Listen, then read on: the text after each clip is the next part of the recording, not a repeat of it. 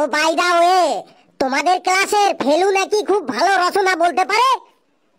ওই স্যার আপনাদের আশীর্বাদ দিয়ে একটু একটু পারি আর কি। বেশ, তাহলে তুমি একটা রচনা বলো তো শুনি সবাই। স্যার ইঁদুরের রচনা বলবো। ইঁদুরের রচনা? সে আবার কি? ইঁদুরের আবার রচনা হয় নাকি? আমি যা নিয়ে রচনা বলতে বলবো তাই নিয়েই রচনা বলতে হবে। তুমি পশ্চিমবঙ্গ নিয়ে রচনা বলো। তুই নাকি বেটা অনেক রচনা বলতে পারিস। আজ দেখি বেটা, আজ তুই আমার খপ্পরে পড়েছিস। তোকে আজ আমি নাজেহাল করেই ছাড়বো। পশ্চিমবঙ্গ নিয়ে রচনা স্যার বলছি। স্যার পশ্চিমবঙ্গ হইল ভারতের একটি সুজলা সুফলা শস্য শ্যামলা অঙ্গরাজ্য। এই রাজ্যে চাষবাস খুব ভালো হয়। এই রাজ্যে অনেক ফসল উৎপন্ন হয়। তার মধ্যে ধান হলো প্রধান ফসল। চাষি ভাইরা ধান কেটে ঝাড়াই করে ডাউনে রাখে, আর ওই ধানের গোডাউনে থাকে ইঁদুর। আর এই ইঁদুর হলো আমাদের পরিবেশের একটি নিরীহ স্তন্যপায়ী প্রাণী। ইঁদুরের গায়ে ছোট ছোট লোম থাকে, মুখে গোপও আছে। ইঁদুর নানা রঙের হয়, কালো রঙের, সাদা রঙের, ধূসর রঙের। ইঁদুর নানান জাতের হয়, যেমন ধেড়ে ইঁদুর, গেছে ইঁদুর, মেটেল ইঁদুর, লেংটি ইঁদুর। ইঁদুরের মুখের সামনে 4টি ধারালো দাঁত থাকে। ওই দাঁত দিয়ে ইঁদুর ধানের বস্তা, চালের বস্তা, আলুর বস্তা, ডালের বস্তা, লেপ, কাঁথা, কম্বল, বালিশ, বই, খাতা, জামা কাপড় কেটে একদম ফাটা ফাটা করে ফেলে। স্যার কেমন লাগলো স্যার পশ্চিমবঙ্গের রচনাটা? তুমি কি পশ্চিমবঙ্গের রচনা বললে নাকি ইঁদুরের রচনা বললে? কিছুই তো বুঝতে পারলাম না। কেন স্যার, একদম তো পরিষ্কার বোঝা গেল আমি পশ্চিমবঙ্গের রচনা বললাম। কি বলিস ঘেটু? হ্যাঁ স্যার, ও পশ্চিমবঙ্গেরই রচনা বললো, একদম শিওর স্যার। ঘেটু, তোর কি আবার মার খাওয়ার ইচ্ছে হয়েছে? যদি মার খাওয়ার ইচ্ছে না থাকে তাহলে তুই চুপচাপ বসে থাক। বলো বাবা ফেলু, তোমাদের গ্রামে হাট বসে? হ্যাঁ স্যার, প্রতি মঙ্গলবার আর বৃহস্পতিবার আমাদের গ্রামে হাট বসে। বেশ, তাহলে ওই হাট নিয়ে একটা রচনা বলো তো।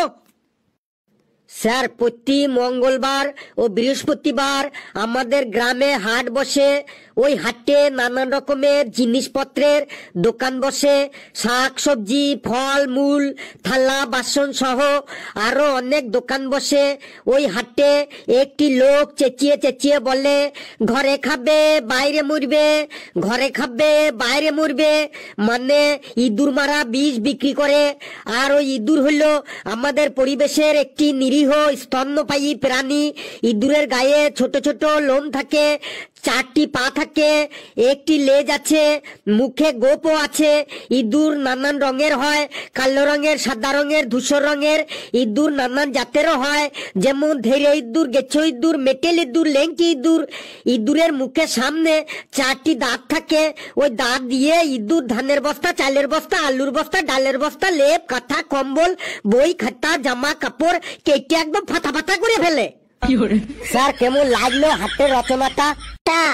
আজ ইঁদুরের সম্পর্কে পড়ে এসেছে, আমি একদম শিওর। আর ওই ইঁদুর দিয়েই এখন সবকিছু চালানোর চেষ্টা করবে। আমিও ওকে ছাড়বো না। ও যদি বুনো ওল হয় তাহলে আমি বাঘা তেঁতুল। নে, এবার শাহরুখ খানকে দিয়ে একটা রচনা বলতো দেখি। বেটা তুই এবার শাহরুখ খান রচনার মধ্যে ইঁদুর আনিস কিভাবে? শিলাটা মনে হয় এবার ফেঁসে গেল। শাহরুখ খানের মধ্যে ও ইঁদুর কিছুতেই আনতে পারবে নাই। স্যার শাহরুখ খানকে নিয়ে রচনা? এত সহজ প্রশ্ন ধরলেন? আর কথা বাড়াস না, যা বলেছি সেটা তাড়াতাড়ি বল। স্যার শাহরুখ খান হলো ভারতীয় সিনেমার একজন কিংবদন্তি সুপারস্টার। উনি বাদশা খান ও কিং খান নামেও পরিচিত। শাহরুখ খানের বিলাসবহুল বাড়ি মন্নত মুম্বাই শহরে অবস্থিত। এই মুম্বাই শহরের সব থেকে বড় উৎসব হলো গণপতি পুজো, মানে গণেশ পুজো। গণেশ ঠাকুরের বাহন হইল ইঁদুর, আর এই ইঁদুর হইল আমাদের পরিবেশের একটি নিরীহ স্তন্যপায়ী প্রাণী। ইঁদুরের গায়ে ছোট ছোট লোম থাকে, 4টি পা থাকে, একটি লেজ থাকে। ইঁদুর নানা রঙের হয়, কালো রঙের, সাদা রঙের, ধূসর রঙের। ইঁদুর নানা জাতেরও হয়, যেমন ধেড়ে ইঁদুর, গেছে ইঁদুর, মেটেল ইঁদুর, লেংটি ইঁদুর। ইঁদুরের মুখের সামনে 4টি ধারালো দাঁত থাকে। ওই দাঁত দিয়ে ইঁদুর ধানের বস্তা, চালের বস্তা, আলুর বস্তা, ডালের বস্তা, লেপ, কাঁথা, কম্বল, বালিশ, বই, খাতা, জামা কাপড় কেটে একদম ফাটা ফাটা করে ফেলে। তুই থাম বাবা, তুই থাম।